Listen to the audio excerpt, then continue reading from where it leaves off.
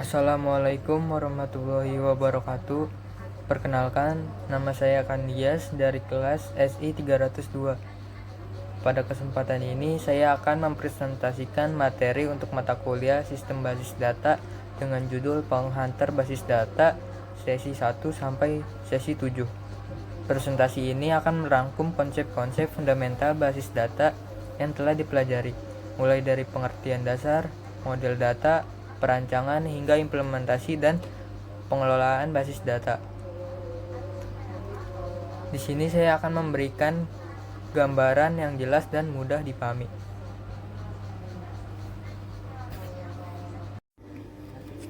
Di sini saya akan menjelaskan yaitu materi pengantar basis data sesi 1 sampai dengan sesi 7. Yang pertama itu sistem basis data, yaitu pengenalan sistem basis data. Apa itu data? Data merupakan representasi dunia nyata yang mewakili objek nyata seperti manusia, barang, transaksi, atau lokasi. Terus selanjutnya membantu menggambarkan kondisi sebenarnya. Selanjutnya itu dasar perencanaan yang menyusun strategi, mengukur kebutuhan, memprediksi kondisi di masa depan. Selanjutnya menjadi informasi penting. Data yang diolah akan mendapatkan informasi yang digunakan untuk analisis dan evaluasi. Selanjutnya adalah pengambilan keputusan yang mendukung keputusan organisasi, mengurangi resiko, dan meningkatkan efisiensi dan kinerja. Data adalah kumpulan fakta, angka atau kata, simbol yang dapat berupa informasi mentah yang belum diolah. Data dapat berbentuk visual atau non-verbal seperti teks, angka, gambar, pengukuran statistik, atau observasi dan merupakan dasar untuk penalaran, analisis, dan pengambilan keputusan. Contoh sederhana itu jika mengukur tinggi badan beberapa teman, maka data yang terkumpul adalah kumpulan angka tinggi badan mereka, misalnya 165, 172, 158, dan lain-lain. File dan hierarki data. Apa itu file? File adalah kumpulan data atau informasi yang disimpan dalam satu kesatuan di komputer atau perangkat penyimpanan lainnya. File dapat berisi berbagai jenis konten digital seperti dokumen, gambar, audio, video, atau kode program, dan memiliki nama serta ekstensi yang menentukan jenisnya, seperti JPG, PNG, atau PSD untuk Photoshop, atau juga PDF, dan lain sebagainya. Fungsi yang itu menyimpan data agar bisa digunakan atau dipertukarkan oleh aplikasi dan pengguna. Isinya itu berupa data numerik, karakter, biner, atau instruksi program. Organisasi biasanya dikelompokkan dalam folder, direktori untuk memudahkan pengorganisasian. Karakteristik setiap file memiliki nama unik, ukuran, dan tanggal modifikasi dan izin akses. Hierarki data yaitu kumpulan tabel-tabel yang saling berhubungan, terbentuk dari susunan record. File merupakan terbentuk dari susunan record yaitu terbentuk dari susunan field yaitu terbentuk dari rangkaian byte kumpulan dari beberapa bit yaitu 8 bit satuan terkecil dalam hierarki yang berbentuk byte atau digital biner 0 dan 1. Sini terdapat hierarki tabel, yaitu dapat dilihat yang di atas adalah file, selanjutnya ada record, field, byte, dan bit. Selanjutnya ada basis data. Basis data merupakan himpunan kelompok data atau arsip yang saling berhubungan yang diorganisasi sedemikian rupa supaya dapat dimanfaatkan kembali dengan cepat dan mudah. Kumpulan file, tabel, atau arsip yang saling berhubungan yang disimpan dalam penyimpanan elektronis. Kumpulan data yang saling berhubungan yang disimpan secara bersama sedemikian rupa tanpa adanya duplikasi yang tidak perlu yang disiapkan untuk memenuhi berbagai kebutuhan. Sistem basis data. Sistem tatanan yang terdiri dari jumlah komponen fungsional yang saling berhubungan dan secara bersama-sama bertujuan untuk memenuhi suatu proses tertentu. Contohnya yaitu sistemnya adalah kendaraan, komponen fungsionalnya adalah pemantik starter atau komponen penyimpan penggampaian adalah BBM. Basis yaitu markas atau gudang atau juga bisa disebut sebagai tempat berkumpul data, yaitu representasi fakta dunia nyata yang mewakili suatu objek seperti manusia, pembeli, pelanggan, atau mahasiswa. Sistem basis data yang terdiri dari kumpulan tabel data yang saling berhubungan dan sekumpulan program DBMS yang memungkinkan beberapa pemakai atau pemrogram lain untuk mengakses dan memanipulasi tabel-tabel data tersebut. Situ terdapat gambar database, terdapat file pegawai yang di dalamnya ada ID, nama, alamat, kota, kode pos, dan nomor telepon. Sistem file tradisional versus sistem basis data. Sistem file tradisional adalah metode lama untuk menyimpan dan mengelola data menggunakan file terpisah seperti TXT, CSV, Excel, dan lain-lain. Tanpa pengelola terpusat, aplikasi mengakses file secara langsung melalui sistem operasi. Sistem basis data adalah sistem penyimpanan data terpusat yang diatur dikelola oleh aplikasi khusus bernama DBMS atau Database Management System seperti MySQL, PostgreSQL, Oracle, dan masih banyak lagi.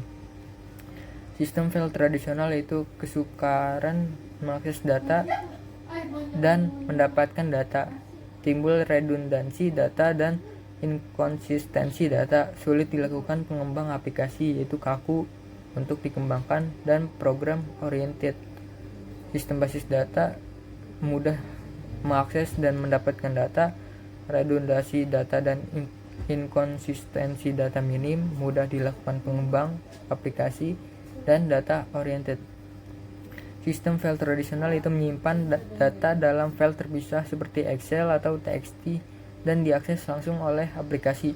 Cara ini sederhana tapi menyebabkan duplikasi data, inkonsistensi, keamanan lemah, serta sulit digunakan banyak pengguna sekaligus.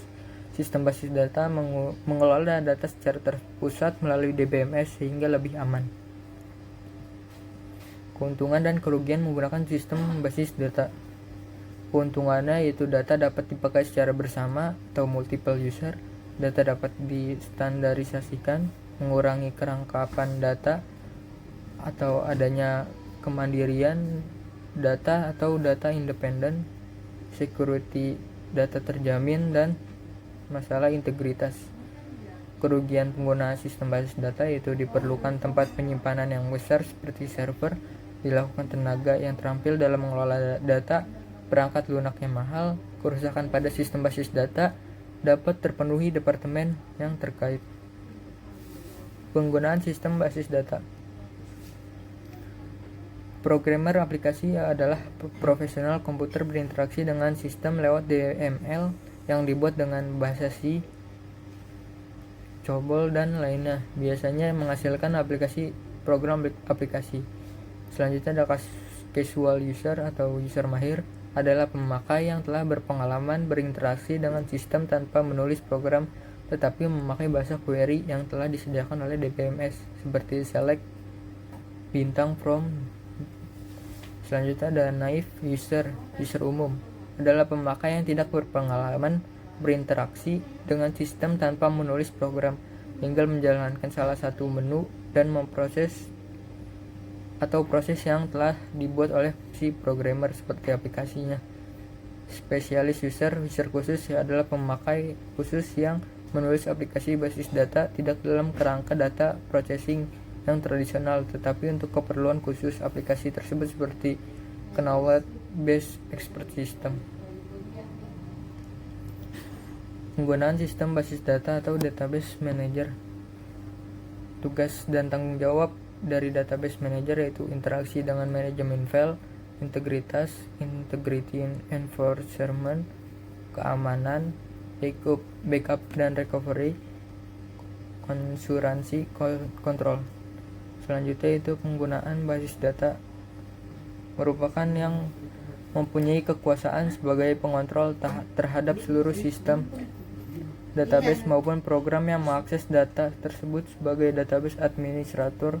Fungsi database administrator adalah mengidentifikasikan pola struktur database, mengidentifikasikan struktur penyimpanan metode akses, mampu memodifikasi pola dan organisasi fisik. Yang keempat, memberikan kekuasaan pada user untuk mengakses data tersebut. Dan berikut adalah gambar dari struktur DBMS, bisa dilihat. Dan selanjutnya yaitu konsep dasar sistem basis data. Konsep lemari arsip atau map dan disk menyimpan filenya. Dalam pengembangan sistem informasi diperlukan basis data sebagai media penyimpan data.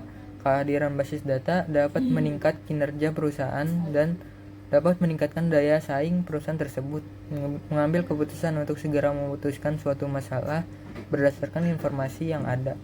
Tujuannya yaitu mengatur data sehingga diperoleh kemudahan, menjaga konsistensi data, dan pengaturan fungsi dan jenisnya. Istilah dasar dalam sistem basis data yaitu file. File merupakan kumpulan dari record yang menggambarkan himpunan entitas. Selanjutnya ada entitas, sekumpulan objek yang mempunyai karakteristik sama dan bisa dibedakan dari lainnya. Objek dapat berupa barang, orang, tempat, atau suatu kejadian. Atribut yaitu deskripsi data yang bisa mengidentifikasikan entitas. Misalnya entitas mobil adalah nomor mobil, merek mobil atau warna mobil tersebut. Field, lokasi penyimpanan untuk salah satu elemen data atribut. Record adalah kumpulan file yang berhubungan satu sama lain, yaitu satu baris. Queue, key adalah record, elemen yang dipakai untuk menemukan record tersebut pada waktu akses.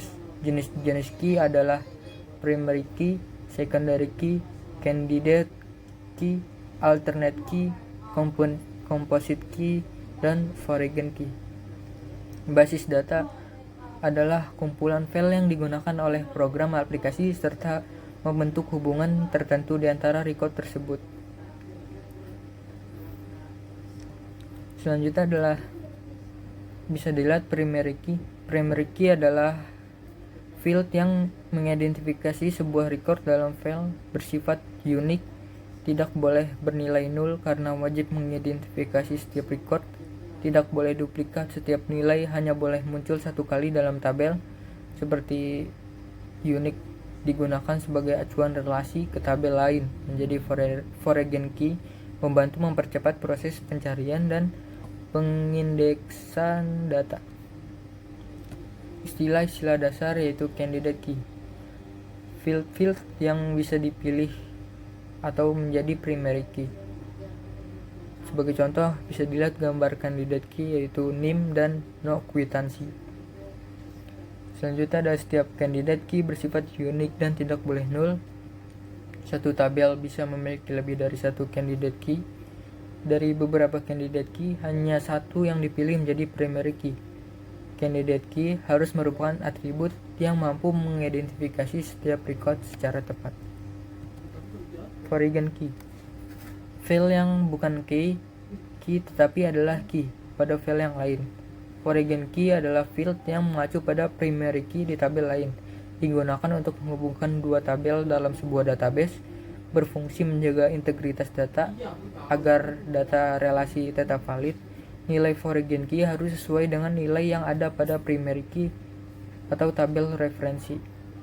Dipakai untuk menerapkan aturan on update dan on delete seperti cascade, restrict, dan set null. Memastikan tidak ada data yatim, data di tabel anak tanpa induk. Di sini bisa dilihat yaitu KD dosen, primary key, dan KDMK juga primary key. Selanjutnya ada KD dosen dipanggil lagi sebagai foreign key-nya. Jadi di tabel yang kedua KDI dosen dimasukkan ke tabel utamanya. Komponen-komponen dalam sistem basis data. Media perangkat atau komunikasi untuk sistem jaringan digunakan untuk menghubungkan komputer ke lain dan server dalam jaringan, baik dalam lingkungan LAN maupun internet. Perangkat output atau perangkat keyboard, mouse, monitor, dan printer digunakan untuk memasukkan data ke sistem serta menampilkan atau mencetak hasil pengolahan data dari database. Komputer yaitu umumnya untuk menjadi sistem stand-alone atau lebih dari satu. Memori sekunder yaitu hard disk, memori sekunder offline yaitu untuk keperluan backup data seperti tape atau removable disk, penyimpanan tambahan atau flash disk, SSD, dan storage lainnya digunakan untuk menyimpan cadangan data, pemindahan data, atau keperluan pemulihan sistem. Sistem operasi itu pengertian operasi adalah merupakan program yang mengaktifkan sistem komputer, mengendalikan seluruh sumber daya atau resource dalam komputer yang melakukan operasi-operasi dasar dalam komputer. Selanjutnya ada jenis-jenis sistem operasi yang digunakan dalam sistem basis data. Sistem operasi yang umum dipakai meliputi Windows, Linux, dan Unix. Untuk komputer standalone maupun komputer klien dapat dalam sistem jaringan, sedangkan untuk komputer server biasanya menggunakan server Linux atau Unix yang dirancang untuk menangani beban kerja besar, koneksi banyak pengguna, dan kebutuhan keamanan tingkat tinggi. Selanjutnya ada peran operasi dalam sistem basis data sebagai platform utama tempat DBMS berjalan, yaitu memastikan DBMS bisa mengakses memori CPU, penyimpanan, dan I/O secara optimal. Apa itu basis data? Database adalah koleksi data yang sistematis yang disimpan secara elektronik. Ini dapat berisi semua jenis data termasuk kata, angka, gambar, video, dan file. Dapat menggunakan perangkat lunak yang disebut Sistem Manajemen Database atau DBMS untuk menyimpan, mengambil, mengedit data dalam sistem komputer. Mengapa database itu sangat penting? Karena database sangat penting di setiap organisasi. Basis data mendukung operasi internal perusahaan dan penyimpanan interaksi dengan pelanggan serta pemasok. Basis data juga menyimpan informasi administratif dan data yang lebih khusus seperti model teknik, ekonomi, dan sistem inventaris.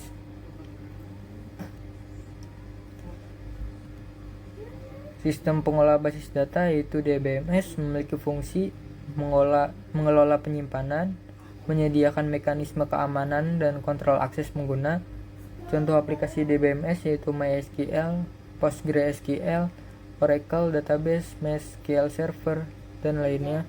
Komponen penting dalam DBMS yaitu DB Engine, inti sistem yang menangani query dan data, metadata atau katalog, tabel sistem yang menyimpan struktur database.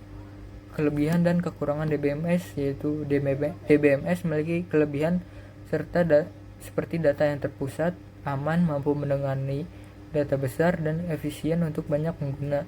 Namun DBMS juga memiliki kelemahan yaitu membutuhkan hardware kuat, instalasi yang lebih rumit, dan perlu dikelola secara khusus oleh admin. Basis data relasional. Contoh basis data relasional yaitu tabel mahasiswa. Di sini saya mempunyai 3 tabel: tabel mahasiswa, tabel nilai, dan tabel mata kuliah. Tabel NIM yaitu menjadi foreign key.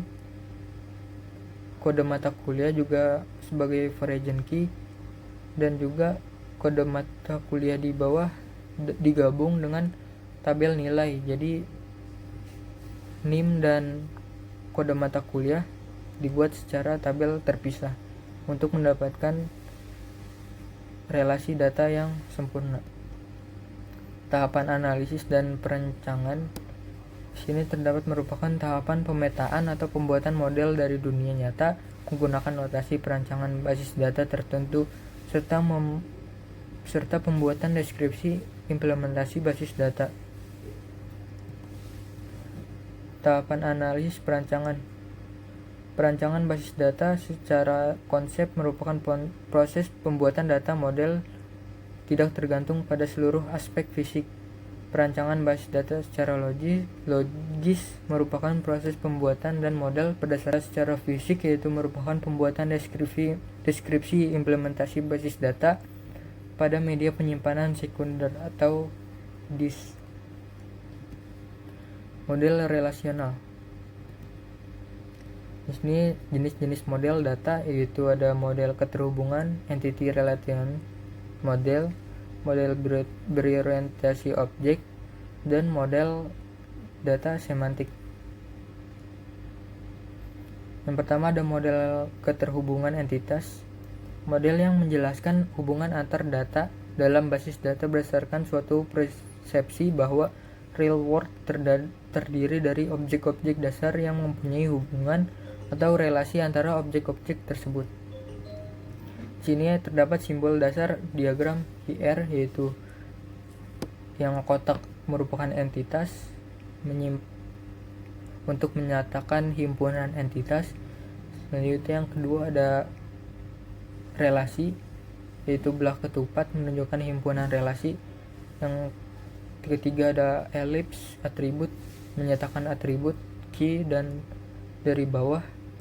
Selanjutnya ada terakhir yaitu link, garis sebagai penghubung antara entitas, relasi, dan atribut. Nah, di sini terdapat jenis-jenis mapping cardinalities adalah sebagai berikut, yaitu one to one to many, dan many to many. Relasi one to one yaitu di sini terdapat buku, tabel buku, dan tabel anggota. Jadi satu anggota hanya punya satu buku dan satu buku hanya memiliki satu anggota. Jadi tidak bisa satu anggota memiliki banyak buku atau sebaliknya. Selanjutnya ada relasi one to many. Nah, di sini terdapat tabel buku dan juga tabel anggota lagi. Tapi karena ini relasinya one to many, jadi satu anggota bisa punya banyak buku, tapi satu buku hanya dibuat oleh satu anggota. Selanjutnya ada relasi many to many. Jadi contohnya yaitu seperti satu buku dapat dipinjam oleh banyak anggota. Contoh misalnya buku pemrograman dapat dipinjam oleh anggota A, anggota B, dan anggota C, seterusnya. Selanjutnya ada satu anggota dapat meminjam banyak buku. Contohnya seperti anggota A dapat minjam buku pemrograman dasar, buku basis data, buku kalkulus, dan lain.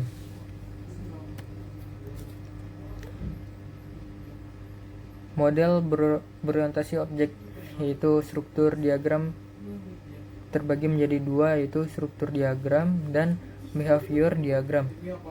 Struktur diagram yaitu kelas diagram, objek diagram, komponen diagram, dan development diagram. Behavior diagram yaitu use case diagram, sequence diagram, collaboration diagram, strat diagram. Model data berdasarkan record. Model ini berdasarkan pada record untuk menjelaskan kepada user tentang hubungan logik dalam basis data.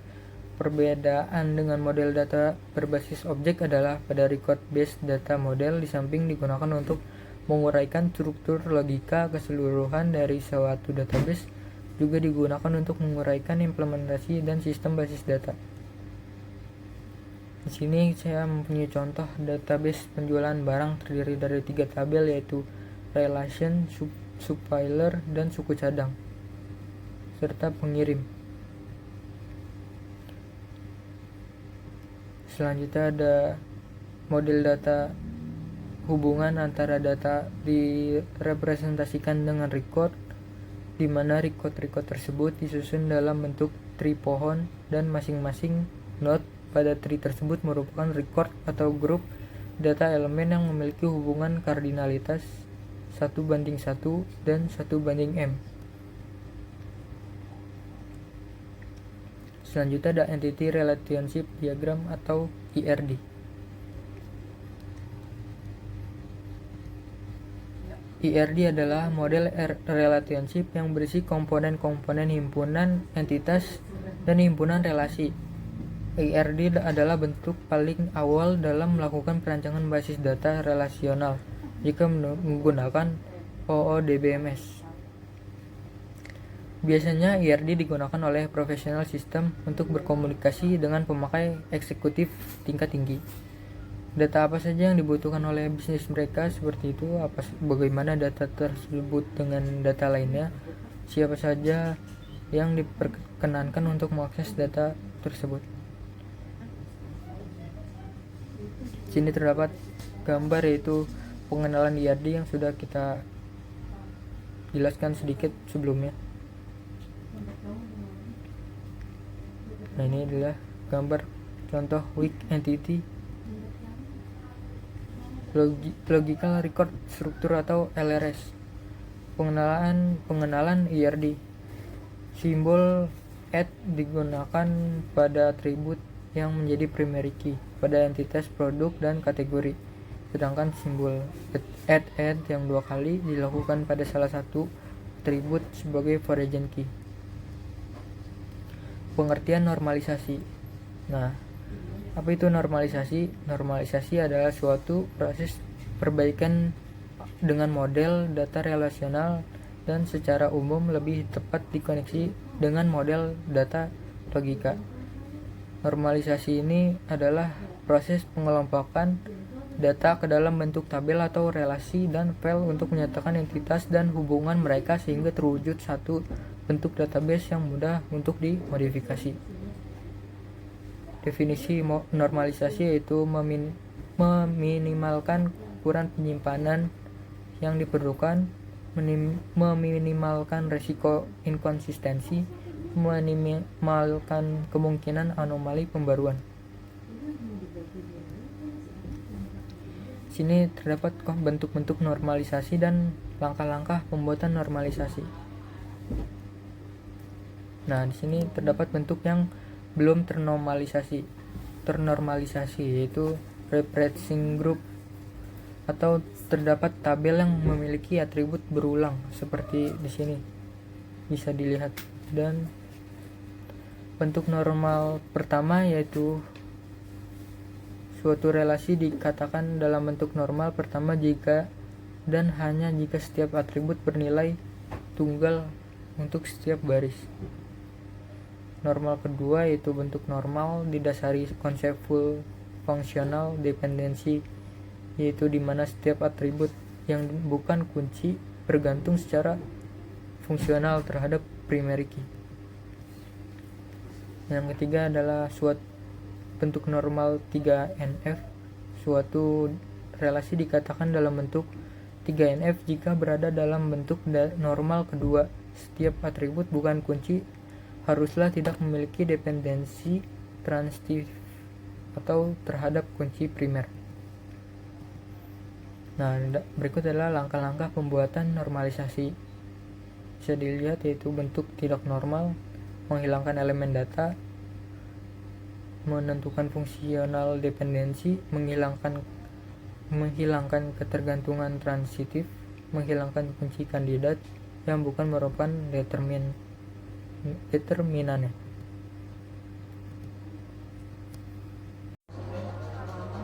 Sekian presentasi dari saya, kurang lebihnya mohon maaf. Assalamualaikum warahmatullahi wabarakatuh.